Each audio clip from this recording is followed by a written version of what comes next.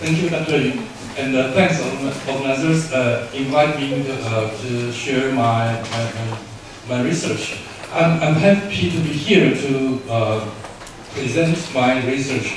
As you know, I work at the Department of Geography, so I'm not biology. I'm not a biologist. So today I'd like to share with you how to use the mapping technology to analyze the diffusion patterns. So I did minor changes of the titles. The title is Profiling the Diffusion Structures. So I hope today I will present to you what the methods we created recently, and we try to use that kind of methods to analyze the dengue diffusion. So we will propose two concepts here today. The first, we would like to share with you how to tracking epidemics in time and space. And the other, we try to use machine learning methods to try to characterizing the clustering evolution. So this is my content. The first, I will share the methods we track the dengue epidemics. And the other, we try to identify different diffusion patterns of the dengue clustering. And finally, I will use the two case studies. The last year, we have Taiwan suffered from the dengue epidemics in New Taipei City and Taichung. So I will I try to use my methods to apply in the two epidemics for demonstrating my methods. Okay. Currently, we have very advanced computer technology, so it is not problems to visualizing the epidemic dynamics like this. So the animation is the common methods we use to visualize the disease diffusion in time and space. As a geographer, when I look at that kind of map, I want to ask, what do you see from, what do you learn from that kind of animation?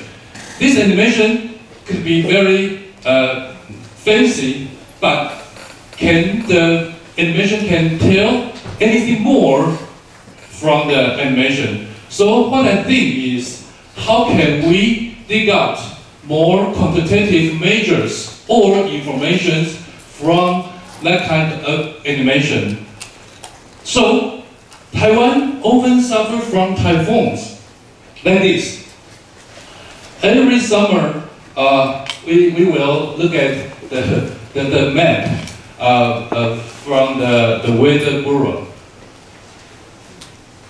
The Weather Bureau use the circle to tell us where typhoon is, and we, from that kind of map, we can understand where the typhoon come from, and the next the typhoon will go. So I think, how can we use that kind of style to describe the epidemics? So I like to use the concept of typhoon route to describe the epidemic route.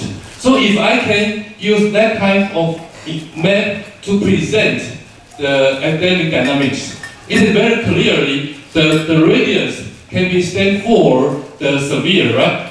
And the route, the people will understand where it come from and the next where it will go. So I try to develop some methods how we can convert from the animations to that kind of map. Okay, so this is what I imagine. Many cases here that I call, this is the spatial dimension and this is the temporal dimension here. So we can use each dot means the cases. So if some cases clustering in time and space, we can call it the subclusters. In the most spatial statistics, we often use the proximity in time and space as the criteria to identify the clusters. But that kind of methods ignore an important factor we call the transmission characteristics. I will tell the point later. So if we can grouping the dots with each other, it will become the subclusters, and we can create the link.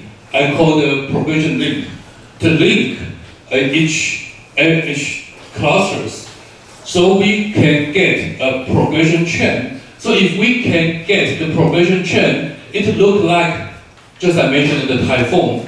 We can understand it occurred here, and then the circle become large, and the next they will go to the other location. So if we can use that kind of methods to describe the dengue epidemics or any disease diffusion, it could be provide more easily read the methods or the style that can be understood. So how to do this kind of map? First, I'd like to use a very important concept I call generation interval, which means the two cases, the first case, the first one get infected and the other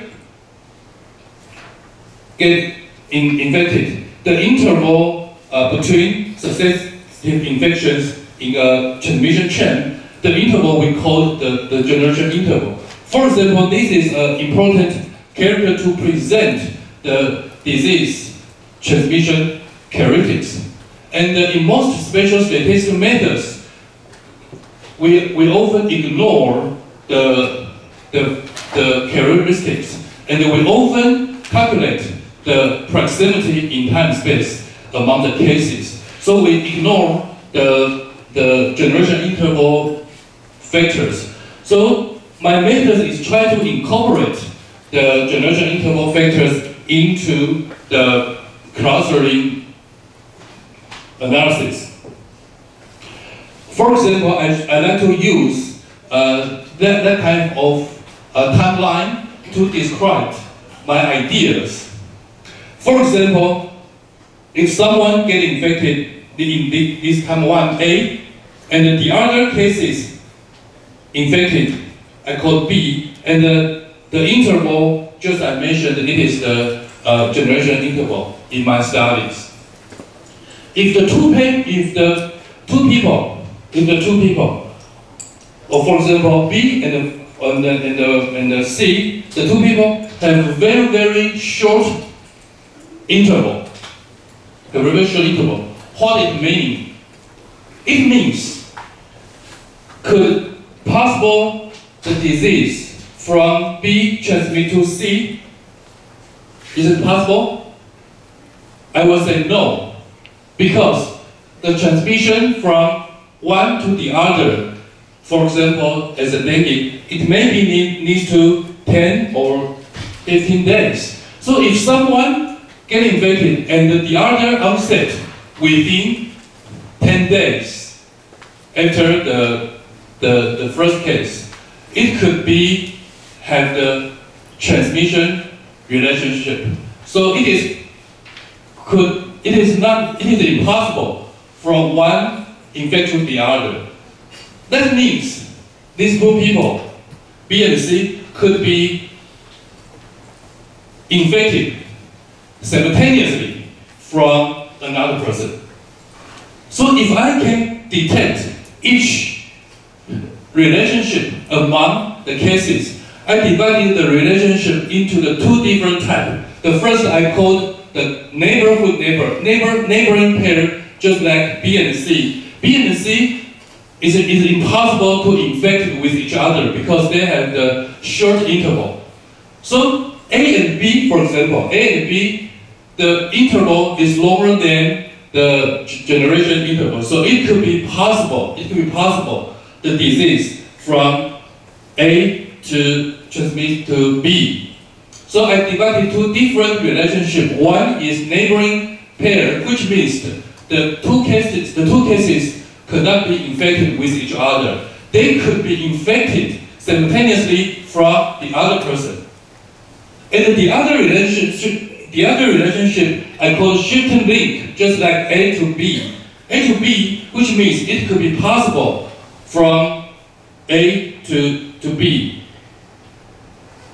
I call it this shifting link. So if I can use that relationship to describe the disease diffusion, it could be like this. I can use B and C grouping together to become a clusters. The clusters is not only proximity in time and space, but also it could be impossible to infect it with each other. It could be infected by another person at the same time. So B and C is subclusters, and A is another clusters. So we can generate a map. The clusters will occur in A locations, and then they shifting to B and C form the other clusters, and then to the other places. So I can use that kind of map. The first, we're grouping the neighboring pair together to become the subclusters, and then I use the progression link to link each subcluster together, so I can get the progression chain. So I can it looks like the graphs. The graphs, we can connect each graphs together and become a chain. I use the 2002 dengue cases as an example. I can show you my example. So later you will see the cases here. So this is I will let you see the traditional way we use the animation to see the case distribution in time and space. And the other, you will at the same time you will see the subcluster here occur from some place, and then they will occur to the other place. And the next, I will generate the progression links. The progression links will link each clusters together, and we can see a clear the chain. Oh, okay, so I can see the video now. So in the beginning, there's no cases. So and then sporadic occur, and so here will occur the subclusters, and you can see the progression link at the same time. The arrows means the subclusters from one place to the other place. So from that kind of map, different colors means different chain. So you can see the animations. Maybe you can understand how disease diffused.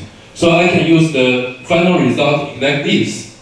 Different colors stands for the different chains. So you can see this is the chain and this is another chain. Each chain is like a graph. And this is the subclusters, and this is the progression link to link different subclusters. So from that kind of map, we can understand the disease occurred from some place, and then they will diffuse to the other place. So I use my methods to test each year from 1999 to 2015.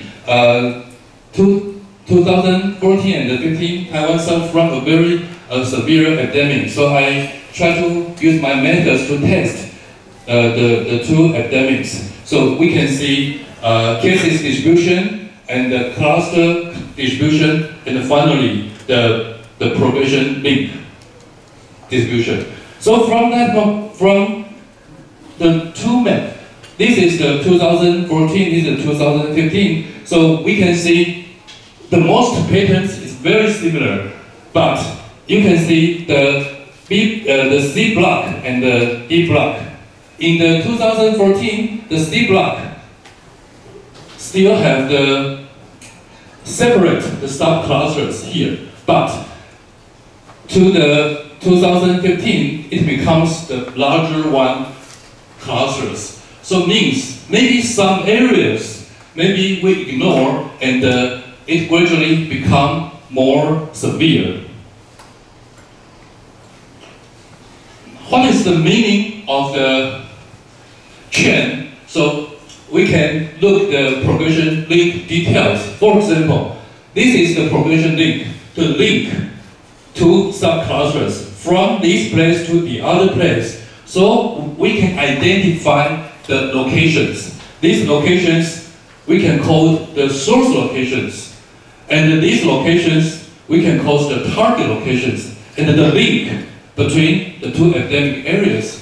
So we can identify the different area characteristics of the source areas and the target areas. For example, the source areas could be the areas that suitable for the breeding of disease vector mosquitoes.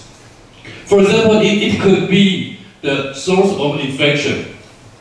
And the target areas means the regions with the areas with the special risk factors. For example, the high population density or high mobility or something like that, or low socioeconomic status, something like that. And the link means the mobility. It could be human mobility or something caused from virus from one place to the other place. So the link could be indicate the special interactions or communications through the human movement and mobilities. So it could be implies the possible route of the virus diffusion from one to the other region. So if we create the map like this, we can identify where could be the source of infection and where could be the target. The target could be the area have the special risk factors there. So each different areas should have different intervention strategies. For example, if somewhere is the source areas, it could be more mosquito control programs there. But when some target areas means maybe the old buildings areas or the high population areas or the low socioeconomic areas, maybe it could be more social activity campaign to control the epidemics. So in these studies, we try to differentiate different areas have different characteristics. Some is the source and some is the target. And the different types should have different intervention strategies. And then I still look at the map. I found a very interesting pattern here. The time goes on, and what we found? We found the clusters will occur, and then the certain link from one to the other, right? But we can observe the circle maybe become larger. So maybe at the first time, maybe the circle is very small, but if the epidemic is more severe, maybe the clusters expand. So the circle become larger, and then at the end, the circle maybe could become small, and then finally it's disappeared. So the cluster maybe have the life cycle. The cluster could be the growth and the shrink. It reflects the change of severity. And the cluster, like the cell, it can be split to parts. It can split. It could be implied the source infection, and then it could be merged together. It could be the vulnerable areas. So, how we profile, how we analyze different types. So we developed another methods to characterizing different patterns. For example, like this. The cluster will remain here, fixed location. Maybe he will move from one to the other, but the radius fixed. The other scenario is the radius will become larger, so the circle will become the larger, and then reduce. This scenario is reduced. So two clusters have interaction patterns. They will merge into a larger one, or they split into the two small ones, or they will split first and merge to another clusters. There are a lot of different types. So I call these types as the cluster evolution. So in another studies, I create another methods, unsupervised learning algorithms to characterizing the different kind of diffusion patterns here. Because of limited time, so I ignore the methods part. I just like show the result here. The first, I will check the transmission relationship. So I will define the transmission clusters. It's not only proximity in time space, but also it could be the transmission relationship. Just I mentioned, for example, the A's neighbors is the blue block, the dot in the blue block, which means it could be infected to the other persons. And then we will calculate the different clustering evolution types. Just I mentioned, I try to differentiate different types there. And finally, you can see map like this. Different colors means different type. So you can see black colors means the occur, and the red colors means become larger. The circle become larger, and the animation shows each time have different diffusion patterns. So how we summarize that kind of map? The step 3, we use the diffusion similarity. We compare the temporal sequence. For example, region 1 have a different diffusion, and region 2 have different sequence. So I compare if two areas have similar sequence, I will combine with each other and code the diffusion zone. So the final result is like this. Each colors means each regions share the similar diffusion patterns. For example, the zone 1 is green colors here. Green color is most of the composed of the, for example, the merge and the steady, which means the disease occurred at this place, and then they will diffuse to the orange colors there, and then they will diffuse to the purple colors. So from that map, we will understand each areas have different diffusion patterns, and we grouping similar diffusion patterns with one zone, we call it diffusion zone, and the decision makers can understand the area and the other area. Do I need to use different strategies for the two areas because of they have the same or different diffusion patterns?